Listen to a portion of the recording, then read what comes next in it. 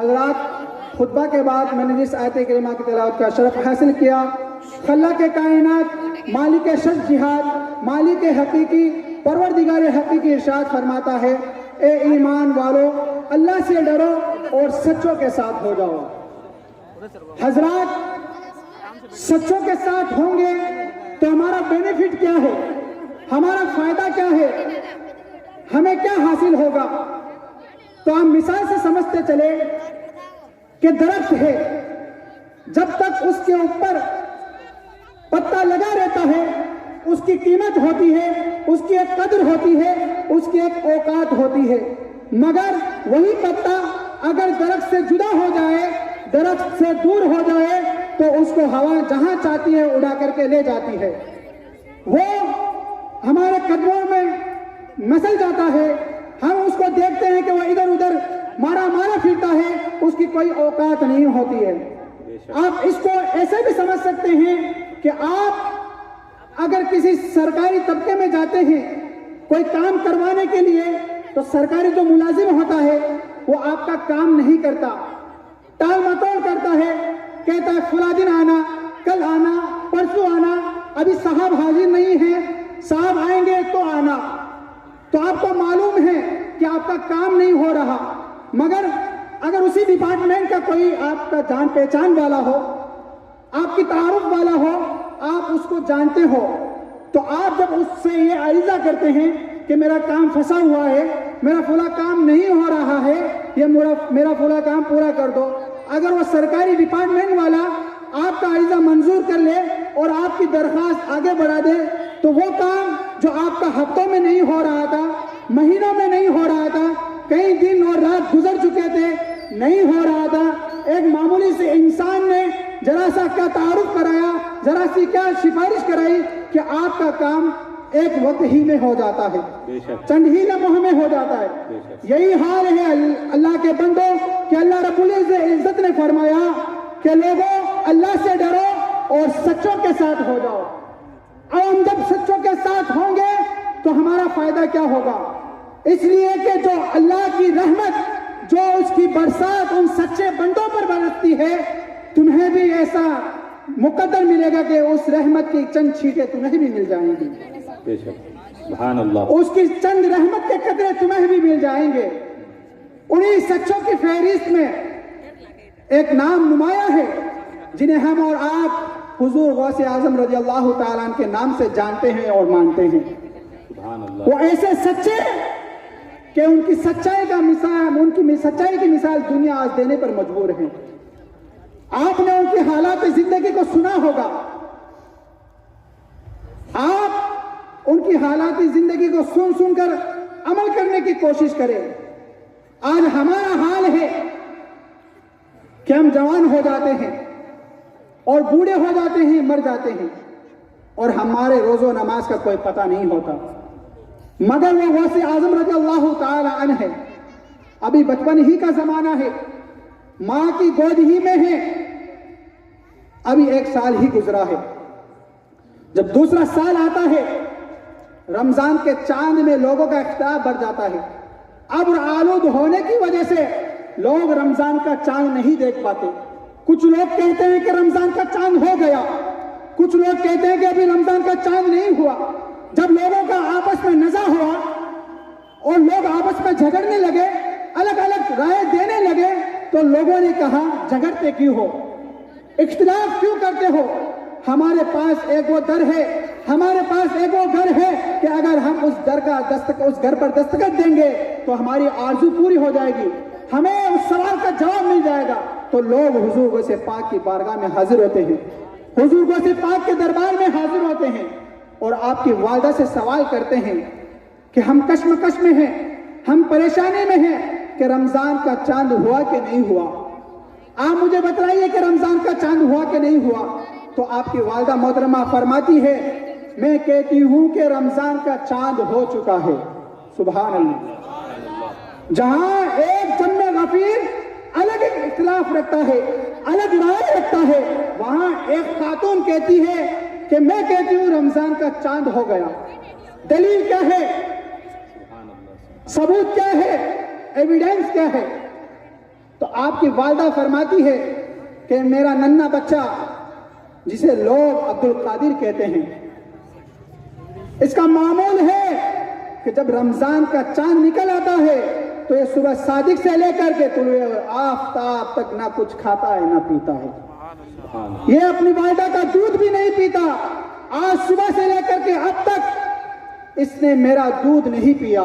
तो मैं ये कहती हूं कि रमजान का चांद हो चुका है। सुभान अल्लाह। ये हुजूर गौसे पाक का बचपन का हाल है, मां की गोद का हाल है कि बचपन के जमाने में आपने रोजों को तर्क नहीं किया, आपने अल्लाह की इबादत को तर्क नहीं किया। हम उन्हीं गौसे पाक के जानने वाले और उन्हें मानने वाले हैं। मगर आज हमारा हाल क्या है? आज हमारा अहवाल क्या है? हम दुनिया के सारे काम तो कर लेते हैं, मगर जब खुदा की इबादत की बारी आती है तो हम तरह तरह के बहाने बनाते हैं। ऐसा नहीं होना चाहिए।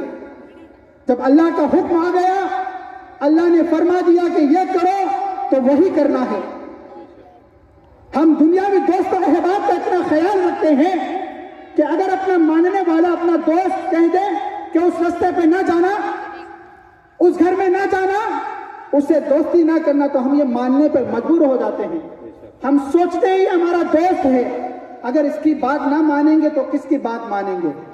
अगर इसकी बात ना मानेंगे तो ये हमारा दोस्त जो है वो हमसे रूठ जाएगा, हमसे रुस जाएगा, हमसे दूर हो जाएगा। लोगों, ये दुनिया की दोस्ती दुनिया ही में रह जाएगी, मगर जो हकीकी दोस्ती है वो अल्लाह रब्बुल इज्जत की दोस्ती, उसके महबूबों की दोस्ती है। बेशक बेशक हमें उस पर अमल करना चाहिए। आज हमारा हाल कुछ और है। आप सोचिए तो सही, हुजूर गौसे पाक का बचपन ही का जमाना है। जब आप कुछ शुरुआती तालीम अपने घर पर हासिल कर लेते हैं, अपने शहर में हासिल कर लेते हैं, तो आगे की तालीम के लिए आप अपनी वालिदा से अर्ज करते हैं, वालिदा मोहतरमा, आप मुझे इजाजत दीजिए कि मैं आगे की तालीम हासिल करने के लिए दूसरे मुल्क जाऊं, दूसरे शहर जाऊं। आप मुझे अपनी जिम्मेदारियों से बरतरफ कर दीजिए, आप अपनी जिम्मेदारियां मुझसे उठा लीजिए और मुझे राय खुदा में वक्फ कर दीजिए। बेशक आज हम भी पढ़ने के लिए जाते हैं, हम भी तालीम हासिल करने के लिए जाते हैं, एक शहर से दूसरे शहर, एक डिस्ट्रिक्ट से दूसरी डिस्ट्रिक्ट, एक जिले से दूसरे जिले। हमारा भी यही हाल है। हमारे घर में भी वालिद और वालिदा होते हैं, वो हमें तरह तरह की नसीहतें करते हैं। तो सबसे पहली नसीहत होती है वो क्या होती है? अपना ख्याल रखना, खाने पीना वक्त पर करना। अगर हम ट्रेन पर सफर कर रहे हैं ट्रेन से, तो कहते हैं किसी से ले दे करके खाना पीना मत, किसी से झगड़ा मत करना और अपना पूरा ख्याल रखना। अगर सर्दी का मौसम हो तो हमारे घर वाले कहते हैं पेन ओढ़ करके रखना, मगर वो खातून है। सिर्फ छोटी सी नसीहत, एक नसीहत कि बेटा तू जा तो रहा है, मगर हमेशा याद रखना मेरी एक ही तुझसे नसीहत है, एक ही मैं तुझको हुक्म देती हूं कि बेटा कभी भी झूठ ना बोलना। अल्लाह अकबर। ये वो गौसे आजम की वालिदा है जो ये दर्स दे रही है, पैगाम दे रही है कि बेटा कभी झूठ ना बोलना। अब इसका असर क्या होता है? आपने बारहा सुना होगा।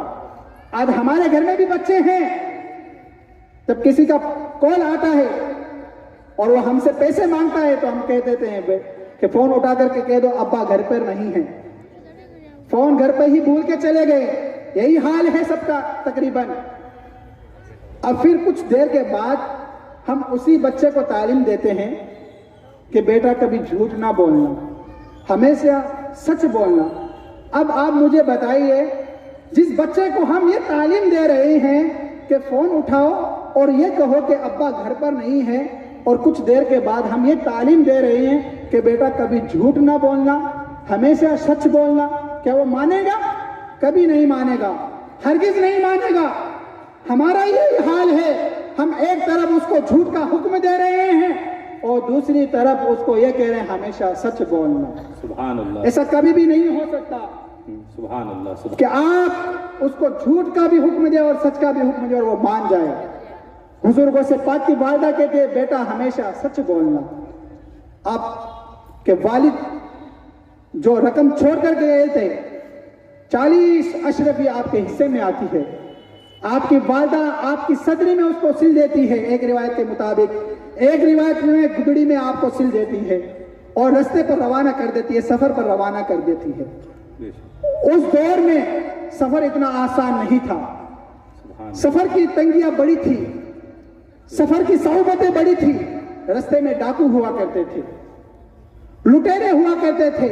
जब आप सफर पर जाते हैं उस काफिले को पूरे डाकुओं ने लूट लिया, पूरा का पूरा काफिला लुट गया, सारा का सारा साजो सामान डाकुओं ने लूट लिया। अब डाकू का जो सरदार था अपने मातहत लोगों को कहता है कि सारा का सारा काफिला लूट लिया, तो सब के सब कहते हैं हाँ हमने लूट लिया। तो और एक अर्ज करता है, एक कहता है कि एक बच्चा है जो कहता है कि मेरे पास भी माल है, मेरे पास भी अशरफिया है। वो बच्चा है, उसके पास इतना माल इतनी अशरफिया कैसे हो सकती है? हमने सोचा कि वो झूठ बोल रहा है। तो जो डाकुओं का सरदार होता है वो कहता है मुझे उसके पास ले चलो। अब वो शख्स डाकुओं का सरदार हुजूर गौसे पाक की बारगाह में आता है और कहता है मैंने सुना है तुम्हारे पास अशरफिया है, तुम्हारे पास सोना चांदी है, तुम्हारे पास माल और सामान है। तो आप फरमाते हैं हाँ मेरे पास 40 अशरफिया है। तो डाकुओं का सरदार कहता है बताओ कहां है? तो आप अपनी सदरी को खोलते हैं और जो वालदा ने आपकी सदरी के साथ सिल दी थी एक एक कर करके निकाल दे और उसको देते हैं। जब ये माजरा वो डाकू देखता है तो वो हैरान हो जाता है, परेशान हो जाता है, शशदर रह जाता है। वो कहता है कि हमने आज तक बड़े बड़े काफिलों को लूटा, बड़े बड़े लोगों को लूटा, हाल यह होता है कि लोग हमसे अपना माल छुपाते हैं और सोचते हैं कि माल बच जाए। तो अजीब बच्चा है कि हमको अपना माल बताता है। तो आप फरमाते हैं कि मेरी वालिदा ने मुझे फरमाया था कि बेटा हमेशा सच बोलना, झूठ कभी ना बोलना। जब इतना सुनना था तो डाकुओं का सरदार होता है, वो कांप उठता है, लड़क जाता है और कहता है कि यह शख्स अपने मां की बात को नहीं ठुकरा था, अपनी मां की बात की नाफरमानी नहीं करता।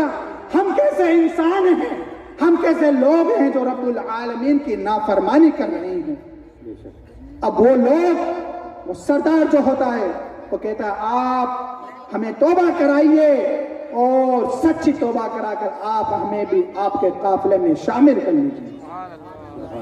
अब जो सरदार होते हैं उसके मातहत होते हैं, वो लोग कहते हैं सरदार ऐसा नहीं होगा, हमने आपका हमेशा साथ दिया है, हर सफर में आपके साथ रहे हैं, बड़े बड़े काफिलों को जब आपने लूटा है हमने आपका साथ दिया है, हमने भी लूटा है। मगर अब ऐसा नहीं होगा कि आप अकेले तौबा कर ले और हम पीछे रह जाए। हम भी आपके साथ तौबा करते हैं और अस्तगफिरुल्लाह पढ़ते हैं।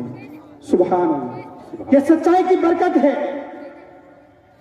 अगर हम भी चाहें कि सच्चाई की बरकत लूटें और हमें लोग सच्चा कहे, हमारी मिसाल सच्चे लोगों में दी जाए, तो हमें चाहिए कि हम हमेशा झूठ से परहेज करें, झूठ से इज्तिनाब करें, हमेशा सच बोले, सच का साथ दे, सच पर कायम रहे, सच पर दायम रहे। अल्लाह रब्बुल इज्जत हमें सच बोलने की तौफीक अता फरमाए, आमीन आमीन। झूठ से बचने की तौफीक अता फरमाए। आमीन। वैसे तो हुजूर गौसे पाक के हालात जिंदगी बहुत तवील है, एक महफिल में मुख्तसर बयान नहीं की जा सकती। मैं इतना ही कहूंगा, खूब की सेरे चमन, फूल चुने शाद रहे, बाग बाग जाता हूं मैं, गुलशन तेरा आबाद रहे। वमा अलैना इल्लल बलाग। अस्सलामु अलैकुम।